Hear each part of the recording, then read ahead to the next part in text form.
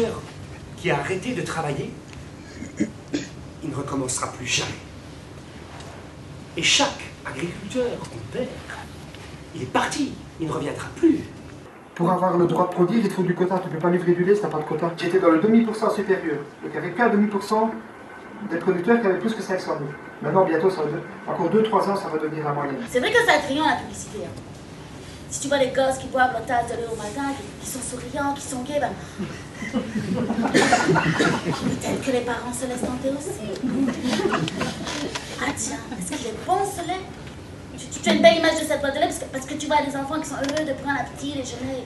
C'est un spectacle délicieux, merveilleux. Chaque être humain est acteur de sa vie et peut contribuer à faire en sorte que notre planète soit merveilleuse, à faire en sorte qu'on mange bien, à faire en sorte d'agir sur le bienfait, les bienfaisances de notre société. Le sujet m'intéressait et c'est vrai que c'était un spectacle fort.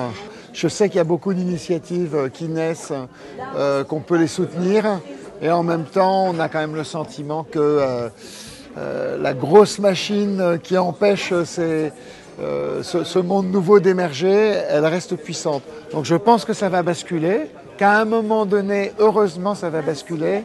Je crains que ça ne bascule pas dans la douceur et la souplesse. Évidemment, on est dans un monde rempli d'incertitudes, où on voit bien que les choix politiques, les choix économiques vont à l'encontre d'un développement durable, d'une agriculture qui puisse nourrir l'ensemble des gens demain et prendre en compte le bien-être animal et le reste. Néanmoins, il y a beaucoup de citoyens qui ont envie que ça change. Et dans la salle, on le sent. Les gens ont envie, ils sont révoltés, ils sont en colère, ils veulent aller de l'avant. Et ça me donne de l'espoir. Ça donne de l'espoir, tu vois. Le label le plus sûr, c'est quand même le circuit court. Parce que là, vous pouvez aller voir comment fonctionne votre agriculteur, mais en plus, ça va lui permettre de mieux vivre et vous allez pouvoir payer votre produit moins cher. C'est toujours un peu agaçant quand on a acheté un produit et qu'on a payé beaucoup plus cher et de se dire bah ouais mais en fait il n'est pas terrible non plus, ça arrive. C'est pour ça que je dis où est-ce qu'on va acheter, c'est ça qui compte aussi. C'est ça qui est important et en effet c'est rageant parce qu'on est toujours là en train de regarder si c'est bien ou pas. Nourrir l'humanité c'est un métier en termes de spectacle de théâtre et d'abord à un moment on peut rentrer dans l'intimité des agriculteurs qu'on a rencontrés. Donc rencontrer le métier, rencontrer les gens et les hommes et les femmes qui vivent derrière avec des moments oui peut-être humoristiques, des moments sympas mais aussi des moments touchants et difficiles comme il y en a tous les jours dans la vie. Mais c'est avant tout aussi une pièce, même si elle est humaine, elle est avant tout aussi didactique pour faire aussi réfléchir sur les conditions qu'on fait vivre à des hommes et des femmes aujourd'hui, encore au XXIe siècle, et qu'on peut tout à fait avoir une prise sur nos vies et changer ça si on le veut. La pièce le démontre, les gens sont là, on est au théâtre pour en parler, et c'est là que reprend sa vraie fonction, le théâtre, discuter après comment on change, comment on fait.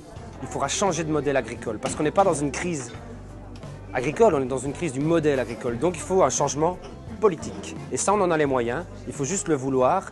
On a besoin tous les uns les autres d'éducation permanente parce qu'on vit dans une société des informations et il faut vraiment y aller, quoi. Il faut éduquer nos enfants. Entends-le, ce sont des hommes comme toi, ceux qui veulent écraser leur tête en tête du capital, les commissaires des multinationales. Agriculteurs, tes valeurs ne sont pas les leurs, puisses-tu te lever et les nommer, défends les sentiers de ta liberté.